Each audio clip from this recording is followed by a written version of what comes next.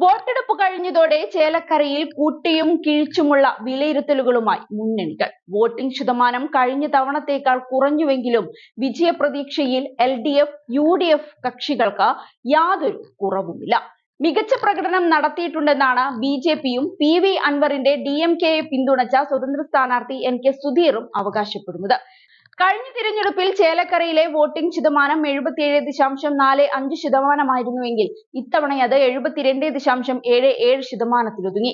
1996 മുതൽ തുടർച്ചയായി ജയിച്ചു വരുന്ന സീറ്റ് ഇത്തവണയും കൈവിടില്ലെന്ന ഉറച്ച ആത്മവിശ്വാസമാണ് തിരഞ്ഞെടുപ്പ് കഴിഞ്ഞതിനു പിന്നാലെ LDF നേതാക്കൾ അഭിപ്രായപ്പെടുന്നത്.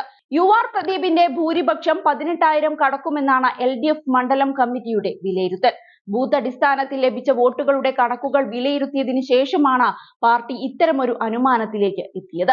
5000-ലധികം വോട്ടുകളുടെ ഭൂരിപക്ഷത്തിൽ വിജയിക്കുമെന്നതായിരുന്നു വോട്ടെടുപ്പിന് മുൻപ് ഇടത് നേതാക്കൾ പറഞ്ഞുകൊണ്ടിരുന്നത്.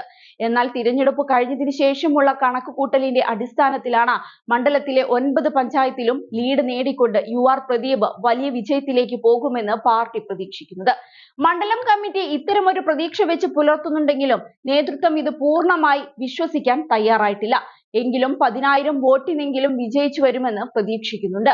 UDF ഭരിക്കുന്ന തിരുവില്ലാമലയിലടക്കം UR പ്രദീപ് വോട്ട് പിടിക്കുമെന്നാണ് മണ്ഡലം കമ്മിറ്റിയുടെ കണക്കുകൾ പറയുന്നത്. ഭരണവിരുദ്ധ വികാരമുണ്ടെങ്കിലും സ്ഥാനാർത്ഥിയുടെ മികച്ച പ്രതിച്ഛായ കൊണ്ട് ഇതിനെ മറികടക്കാൻ കഴിഞ്ഞുവെന്നാണ് ഇടതിന്റെ ആത്മവിശ്വാസം.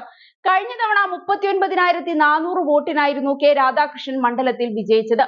എന്നാൽ ലോക്സഭാ തിരഞ്ഞെടുപ്പിൽ ഇത് 5000-ലേക്ക് താഴ്ന്നു. 3000 മുതൽ 5000 വോട്ട് വരെ നേടി രമ്യ ഹരിദാസ് വിജയിക്കുമെന്നാണ് UDF ക്യാമ്പ് അവകാശപ്പെടുന്നത്.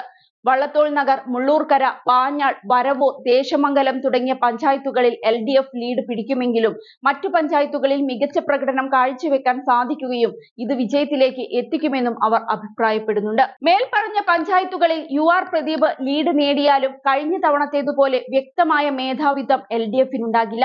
രമ്യ ഹരിദാസിനു വേണ്ടി നടത്തിയ ശക്തമായ പ്രവർത്തനവും സർക്കാർ വിരുദ്ധ വികാരവും തങ്ങൾക്ക് അനുകൂലമാകുന്നുവെന്നും UDF നേതൃത്വം അവകാശപ്പെടുന്നുണ്ട്. അതേസമയം NK സുധീർ പിടിക്കുന്ന വോട്ടുകൾ ആർക്ക് തലവേദന സൃഷ്ടിച്ചു എന്ന് അറിയണമെങ്കിൽ വോട്ടെണ്ണൽ ദിനം വരെ കാത്തിരിക്കണം.